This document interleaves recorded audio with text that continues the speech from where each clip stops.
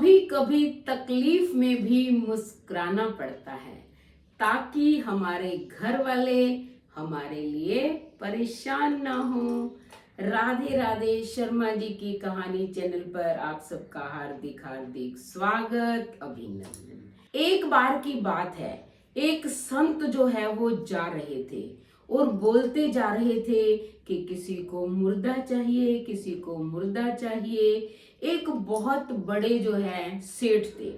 उन्होंने जब ये सुना तो उन्होंने भी कुछ सोच समझ कर कहा कि कब्र चाहिए, कब्र चाहिए।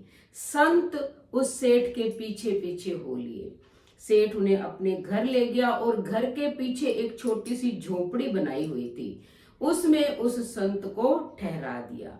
अब संत ने कहा कि अगर सुबह और शाम का भोजन मिल जाए तो और भी अच्छा है। सेठ ने बिना कुछ सोचे समझे कह दिया मिल जाएगा।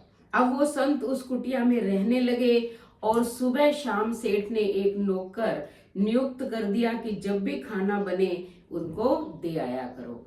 अब संत जो थे उसमें रहने लगे। नौकर क्या था, सुबह जाता भोजन दे देता, शाम को थाली लेके जाता, रखाता और सुबह वाली थाली ले आता।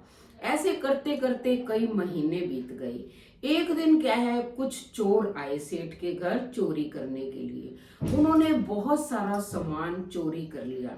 तो खिटपिट से, आपको पता है संत तो रात को जागते थे, तो उन्होंने शोर सुना तो उनकी नींद खुल गई।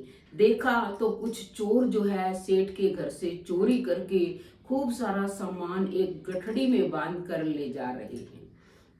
वह संत उनके पीछे पीछे चल दिया।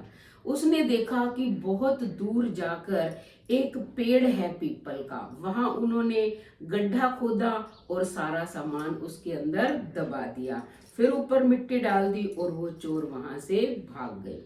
अब जैसे ही सुबह हुई, सेठ को पता चला घर में चोरी हो गई तो हड़कंप मच गया। लोग आ गए, उन्होंने खबर सुनाई कि हमारे तो चोर पता नहीं क्या क्या सामान चुरा कर ले गए।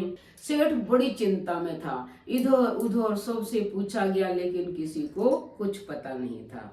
तब जो है जब रात्रि हुई, यानी कि दिन भर तो उनका कोलाहल चलता रहा, रात्रि होने वाली थी, तब जो है वो संत कुटिया से बाहर सेठ के पास आए और कहा कि तुम्हारे घर चोरी हो गई है। उसने कहा हाँ। तो कहते कि मुझे पता है वो सामान कहाँ है। सेठ ने कहा कहाँ है, तो संत उन्हें उसी पेड़ के नीचे ले गए। उन्होंने कहा कि अपने नौकरों को कहो कि ये गड्ढा खोदे। गड्ढा खोदा, सारा सामान मिल गया। अब क्या है, जैसे ही सारा सामान मिल गया सेठ रोने लगे।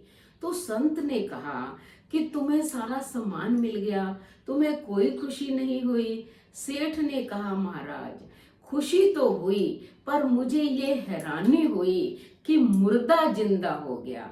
कहने का मतलब है कि तुम तो मुर्दा थे, तुम्हें संसारिकता से कोई लेना देना ही नहीं था, आराम से रहते थे, ना किसी से बातचीत करते थे, ना संसारिक विषय विकारों में लीन थे, बस सुबह शाम का तुम्हें तो भोजन चाहिए था। अब वो आज मुर्दा कैसे जिंदा हो गया, उसका ध्यान कैसे चोरों पर पड़ गया और कैसे ये सामान आपने मुझे दिला दिया, मैं तो इस बात से हैरान हूँ।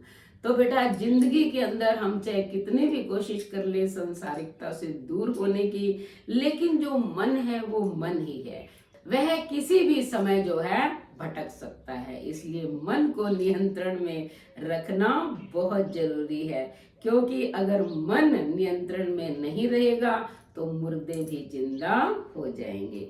तो अगर ये कहानी आपको पसंद आई तो चैनल को सब्सक्राइब करें, लाइक और शेयर करें, कमेंट करें और बेल आइकन के बटन को दबाएं ताकि ऐसी ही वीडियो का नोटिफिकेशन सबसे पहले आपको मिले। धन्यवाद।